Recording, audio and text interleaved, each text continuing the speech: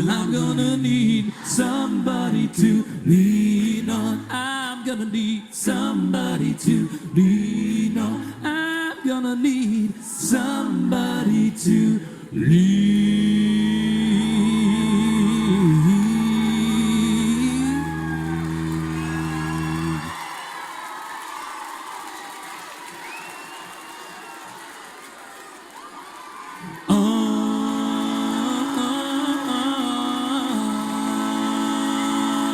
Thank you all so much. We'll see you next time. Thank you.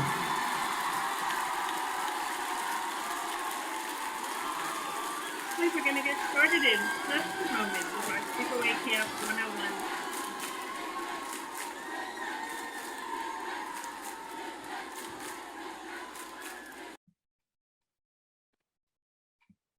Okay.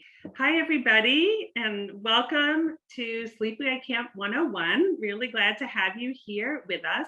I'm Tracy Levine. I'm the director of One Happy Camper, New Jersey at Jewish Federation of Greater Metro West, a hub for all things camp in our community. This is the first of this year's Campfire chats, where we host an array of conversations with camps and camp professionals and camp experts. I'm really excited to be joined today by my colleague Renee Flax, the Director of Camper Placement at the American Camp Association of New York and New Jersey, and my partner here at One Happy Camper New Jersey, Jerry Russo, will be joining us a little bit later. Over the years, we have collectively guided thousands of families on choosing a camp and seeing the amazing impact of the overnight camp experience. I want to mention, while One Happy Camper focuses on Jewish affiliated camps, the ACA, American Camp Association, focuses on a broader array of camps, and the principles we're going to share today are really applicable to any type of sleepaway camp. A couple of logistics: it's a webinar, so you see us, but we don't see you. However, we definitely want this to be interactive, so you can note your questions in the chat, and we'll be monitoring that. We'll be presenting for about 20 or 25 minutes, and we will then cover questions at the end. And if we don't get to a specific question, we will follow up with you afterwards, or you can certainly contact us anytime. We will send you an email with our contact information. So how we're going to cover our program today is we're going to first show just a very short 1-minute video to get you in the mood for camp. Renee will then talk about assessing camp readiness and how to tell if your child is ready for sleepaway camp. I'll discuss choosing a camp, and then Jerry will discuss financial resources. So as I said, let me just get this ready. We are going to share a short video about why kids and parents love camp to get you in the mood for camp. Here it comes.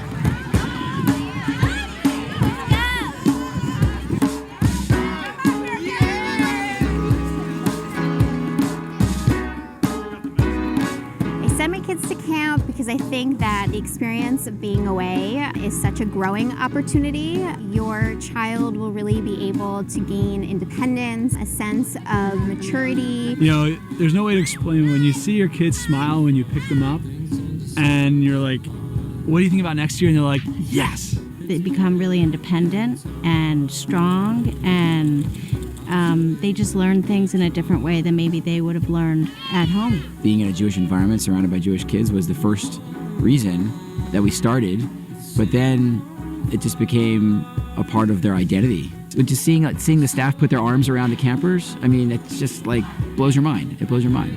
It's amazing. Your kids come home and they're able to do things on their own without any assistance. So when you get that letter from them and it's like 2 sentences, hi, Mom and Dad, I'm having a great time, bye. You know, like that's what you're looking for, right? And you just want them to be happy, and like that's kind of the endorsement that you want to get, and they give it to you right away. Our children are very happy with their experiences here, and yours will too. We'll see you guys later. Bye. See you next year.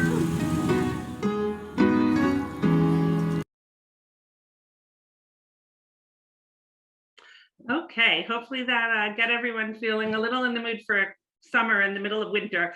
Since I see a couple of people joined as we were just getting started, I just want to mention real quick, I'm Tracy Levine of One Happy Camper, New Jersey at the Jewish Federation of Greater Metro West.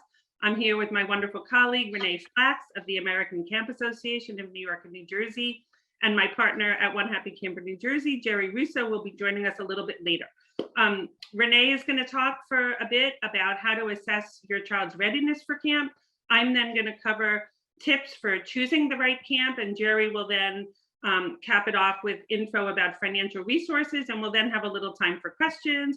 We are going to aim, we know it's a busy day, and we're going to aim to do this all in about half an hour. So Renee, I'm going to shift over to you about camp readiness. Thank you, Tracy. Good afternoon, everybody. And we're so glad you were able to join us. So the fact that you're on this call tells us you are thinking about camp. And our suggestion is that before you even start coming up with the names of some camps, to start assessing, is your child actually ready for sleepaway camp? And so to begin this process, I suggest that you look at your child with a very objective eye. How do other people describe him or her to you? How well does he or she interact with friends and adults? Generally, someone can go to camp at age 8, but typically, unless they are the younger sibling, most children do start later. On average, it's children entering the 3rd or 4th grade, and that's when they're starting their overnight experience. Often, girls are ready before boys, but this is extremely individual and depends on the maturity of the child. Some children don't start camp until they're considerably older, and that's great too. It's one of the questions you would even want to talk to a camp director about, how you would integrate your child into a bunk that may have many existing campers there. And it all works very successfully with the right preparation. Typically, a child will let you know when they are ready by exhibiting certain signs. And there are several key criteria a parent can consider when making this decision. And they can be used as a guideline for you. And these would include, does your child have overnights at other people's homes? One of the first keys that a child is actually ready to go away is that they can sleep at a friend's, a grandparent's, a neighbor's house and not feel anxious about the experience. They may get homesick on occasion, but they don't feel panicked and they don't need to come home in the middle of the night. This is a sign that they will be ready to be away from home for an extended period of time. Is your youngster mature enough and self-assured enough to take care of certain aspects for themselves? Of course, there will always be supportive counselors there to assist in the process every step of the way, but your child will need to do certain things independently. For instance, a camper makes their own bed. They shower and brush their own hair and brush their teeth. They have to put their clothes away and dress themselves. Does your child express himself clearly so that when he needs assistance, he or she will be able to ask for it? Being able to self-advocate is one of the most important skills your child will need while participating in overnight camp. You won't be there to ask the questions for them. They will need to be able to do this for themselves. Now, of course, in this wonderful age of COVID-19 that we've all been living through for almost 2 years, for some of these children, this will be a unique experience. This is a time in their lives that they normally would have been having sleepovers with friends and family or attending many events, such as birthday parties that used to, of course, happen in person and now may not be. This may make it more difficult for you to assess how your child will do at an overnight camp. But remember, there are 2 factors here. Camps are prepared for this aspect and are training their staff to be more sensitive to this issue and recognize that every child in the bunk has been living through this same kind of thing. You are not alone. None of us have been alone in this aspect, and this is a great topic to discuss with a potential camp director that you're considering sending your child to, because this will give you a sense of how you can partner with the camp director and what guidance they will be able to give you about that or any questions that come up to help assess whether your child is ready for camp. Ask them specifically how they are handling this aspect of a first-time camper being away from home for the first time. They are gearing up their training for this. Trust your own judgment. I can't emphasize this enough. No one knows your child better than you do. If your gut tells you that they are not ready when you're talking to them, because if they are ready, they will show a very positive attitude when you're talking to them. They will ask you a lot of questions. They will want to watch the videos with you. But if you are hesitant and unsure of their readiness, they will pick up on your nervousness and internalize it for themselves. Your children are going to play off on your emotions in this process. So whatever fear and angst you're feeling, try to work it out independently from dealing with your child on this topic. Your child's stamina at camp is also very important. It's a long day and it's a tiring day at camp. How are they when they come home from day camp, if that is what they have been doing up to now in the summer? Of course, they are going to be tired, but are they so exhausted and emotionally spent that you can't even reason with them? Gauge how they are doing now after a full day of activities. This doesn't mean that they aren't ready for camp. It just means that you may want to keep in mind when selecting a camp and seeing if there is downtime for them to relax and re-energize. It will help direct you towards the best type of camp your child will do well at. Has your child asked to go to overnight camp? Often a child hears friends talking about their wonderful camp experiences, and now they want to go to camp also. The same is true with older siblings or cousins. Just hearing about their positive experiences may be enough to get your child asking about attending a camp, and may also give them enough enthusiasm to actually try being away from home. It's amazing to me how crucial it can be for a child to actually want to go to sleepaway camp for them to be successful. You do need their buy-in. If there is an older sibling who has been attending camp, then your youngster may be familiar with the camp experience. Will certainly give them reasons to want to try this. It won't seem foreign to them. If you present the concept of overnight camp to your generally outgoing child and he or she becomes shy and overwhelmed, then perhaps you might want to wait one more year. Sending a child too early can be a mistake. If you don't believe that they can be successful, then err on the side of caution and wait one more year. As your child matures, many of these issues will simply resolve for themselves. Lastly, this is February. You have several months ahead of you to prepare your child and yourself for camp. If there are issues you need to work on with them, now is the time to start practicing, and use camps as your partner. Any issues you are concerned about, they have already faced. Use their guidance to help you assess your child's readiness for camp. Be aware also that many camps are going to require that your child be fully vaccinated before going to camp. If this is an important issue to you, then please be sure to talk to a camp director now. You don't want to find out later that the camp's policy and yours don't align. Now let's go back to Tracy, who is going to talk to us and discuss how to choose the right camp for your child. Tracy? Thanks so much, Renee. It's always great to hear your wisdom, and I just love you're a realist. You're a realist, and I know you have a great perspective. So thanks. Okay, so talking about the key steps to finding the right camp. First of all, everyone is taking a great step by being here today. So it's wonderful that you are thinking about this now, whether it's for this year or beyond. This is great timing, again, whether it's to go to camp this summer or visit camps this summer for the future. A couple of things before I jump into these key steps. One is there's a lot of really great camps out there. And so your goal and our goal working with you, and part of our reason for hosting this today, is to find a great camp for your child. And as Renee said, this is also hopefully a long-term multi-year decision. So it's important to not get, overly caught up in the plan for just this summer if everything's not coming together so perfectly, because it is going to be a longer term decision. So in terms of the key steps, first thing is to think about your primary objectives for your child. Is it to meet new friends, enjoy favorite activities, try new activities, build independence. All of these are benefits of camp, but what are your most important objectives? Do you think your child would enjoy having some familiar faces at camp, or completely different kids than who they're seeing the rest of the year? Does your child do better in a smaller environment or a larger environment? A program where there's more of a set schedule, or a greater array of electives and choice?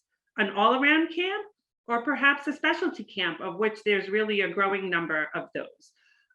So just to speak for a minute about some of the nuts and bolts of sleepaway camps. In general, a full season is about 7 to 8 weeks, and many camps have 2 sessions of 3 to 4 weeks each.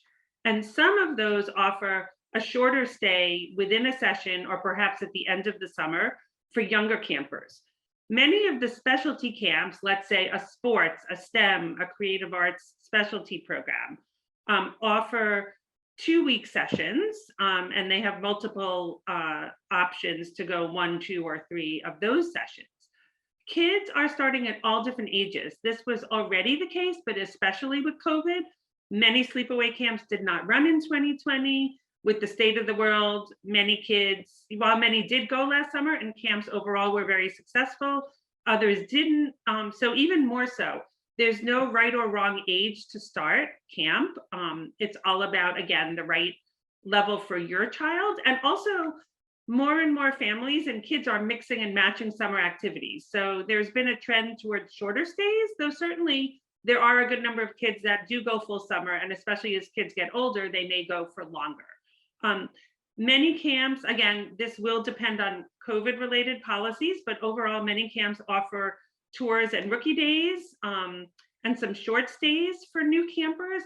That could be a great thing. On the other hand, if it takes your child a while to settle into a new situation, it might be better to spend more time touring camps and then go to camp, as Renee said, the following summer for a longer time. And on the topic of friends, it's certainly great to get recommendations from family and friends, but I encourage certainly not to choose a camp purely because a friend is going in there. And in fact, it can be very tricky to go to a camp with a good friend. Camp is a wonderful place to make new friends, and there's nothing like camp friends. And we'll show you a little video about that at the end. Do your research. Again, being here is a great first step. Even though for the most part, there were not that many tours last summer, there are lots of ways that you can learn about camps now. Camps are having virtual open houses. Directors are doing Zoom calls. Many are doing home and local visits. It's really important to meet the camp director, the camp leadership, to check that your philosophies are aligned with their philosophies. Share as much information as you can. Renee, you mentioned this, and I agree, camp directors are there all year long to be there for you as a resource and be a partner in setting your child up for success and making sure that a camp and the child are the right mutual fit. Follow camps on social media. It's a nice way to get a view and a feel for the camp. Number 3, engage your child in the process. As Renee said, you know your child best, so this is going to differ by family, but having your child be part of the decision will help them feel more bought in to the process. And again, you would figure out the right level of involvement. But as an example, you could set up a free consultation with Jerry and I. We can help identify, 5 or 6 camps that sound like a great fit. You could pre-screen them and perhaps you narrow them down a bit.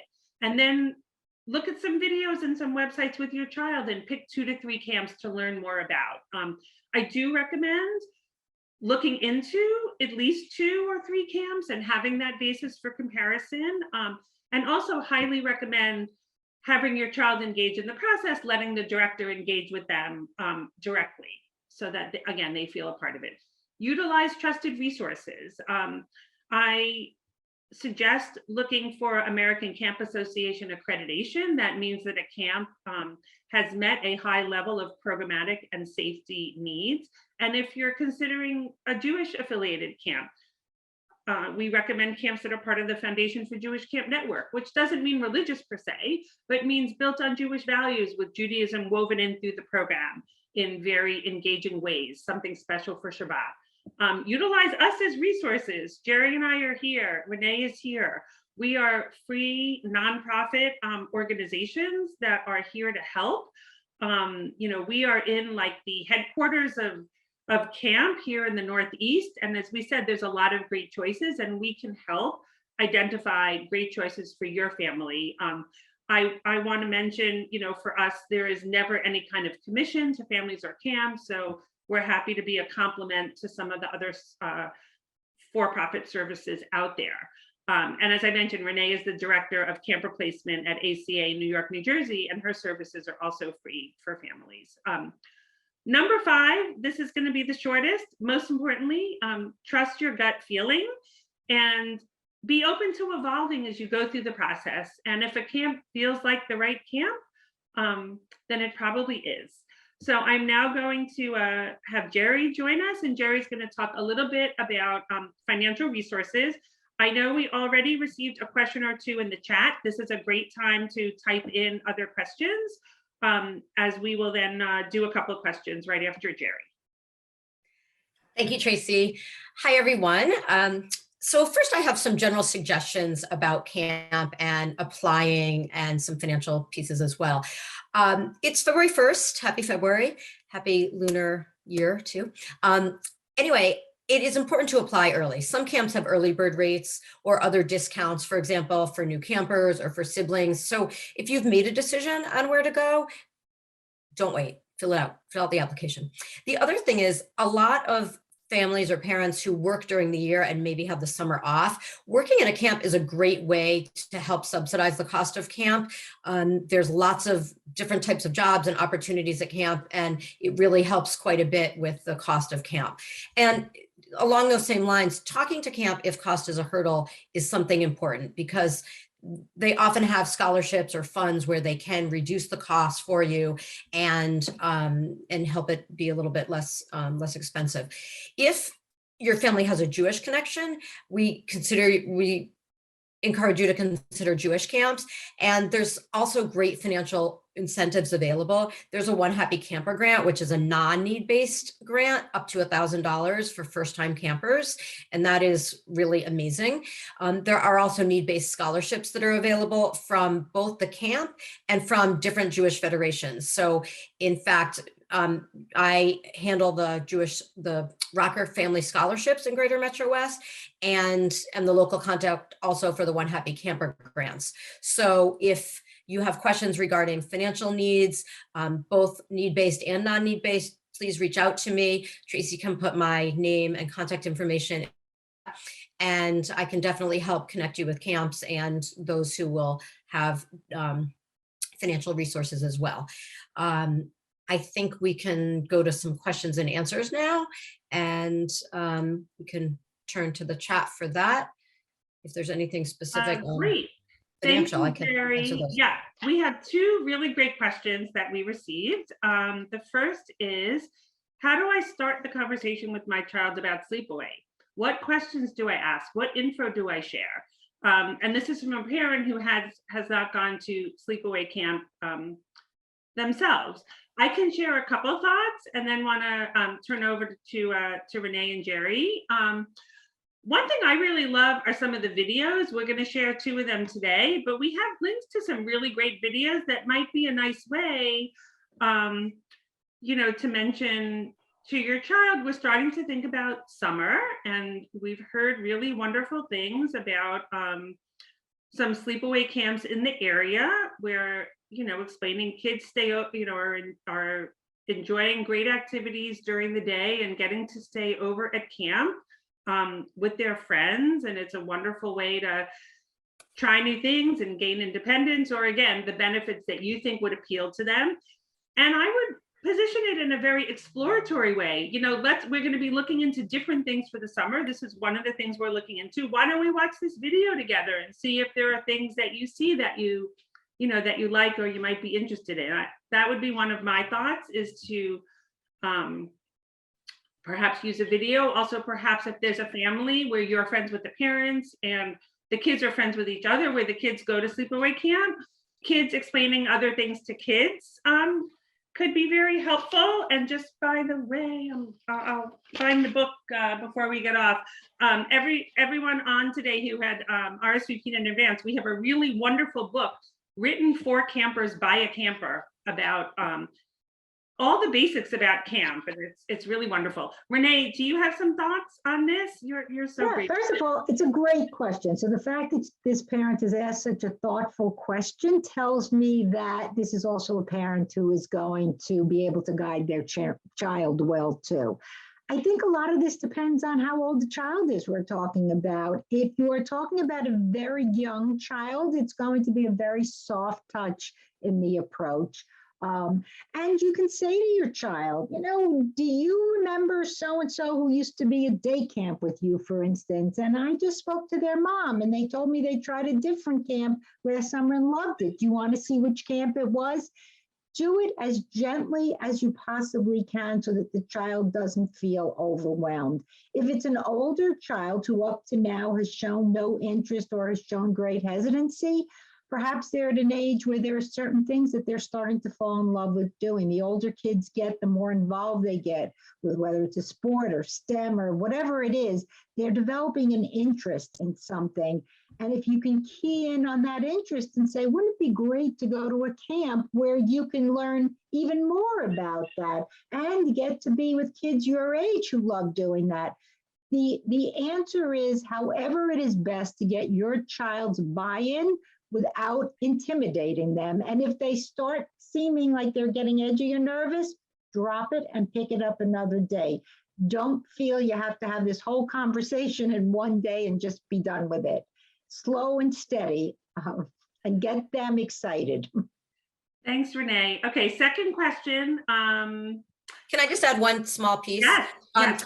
Just so that everybody is aware, there's many camps that have try it weeks, like very short stays, a weekend, a week. And it's also a good way to get your child exposed to camp without going, 3 or 4 weeks. So just something to think about. And then just to add to Renee's point, if there's somebody who loves cooking, there are many cooking camps, and these cooking camps, you could go for 2 weeks and try it for 2 weeks. And a lot of them have, shorter sessions, the same with sports and technology and many other specialties. So thank you.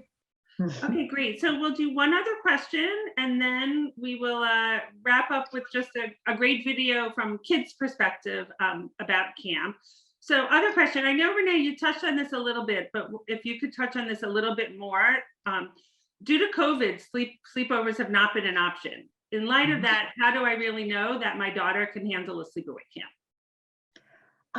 I think it's a very fair question. And I think that this is where, because you may not be comfortable with them having sleepovers anytime soon either. I think it is something that once you begin talking to camp directors, this is an important issue to you. You want to make sure you're talking to a camp director who is empathetic, who is supportive, who is going to give you tips that make sense.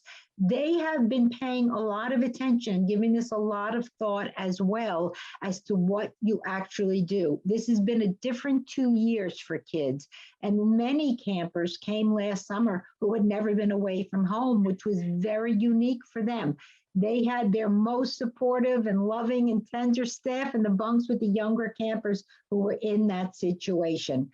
But again, this, with any issue that comes up, be as honest as you can with a camp director.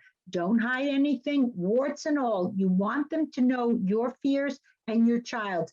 They can't help you unless you are willing to share with them and partner to get this right. Thanks, Renee. One tip I heard from this recently from a camp director, which I thought was great, is to even look at how independent a child is within their own home. For example, can they get themselves to sleep without a lot of extra support? Mm-hmm. Do they sleep through the night? If they wake up, are they able to get themselves back to sleep? Can they get themselves up and dressed and ready in the morning? Kind of other ways of demonstrating taking on some responsibility and independence. So I thought that was kind of a good tip. I didn't want to forget to mention those, I think those on the Zoom, I think are all some of our advanced RSVPs, in which case you're going to get this awesome book, which I think could be also a great way to sit with a child and look at it together, maybe read some of the chapters together, because it's really nice that it's written. It's actually written by a camper who started writing this in 5th grade. She's only in 7th grade right now. And it was given the blessing of the American Camp Association and her camp directors. But it's really great. Jerry, any final thoughts before we go over to the friendship video? I think we're good. Thank you. All right. Well, thanks everyone for joining us. We are here as your partners. I mean, this is what we're all here for. And we often talk with families multiple times through the process. So we're happy to help guide you. We'll be sending an email with our info and also a short survey. But in these busy times, we're really glad you joined us. And we're going to just end with a video about friendship at camp. Here we go.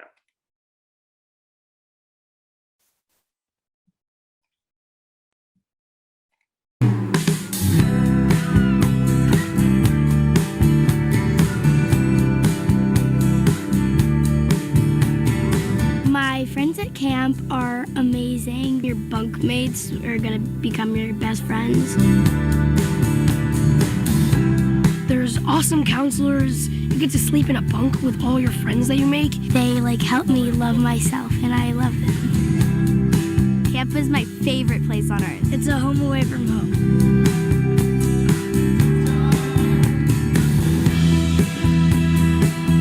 You should come to camp because it's fun, exciting. Counselors are really nice. Camp, I can just be whoever I want, and they help me with anything. Camp's an experience that you'll never forget.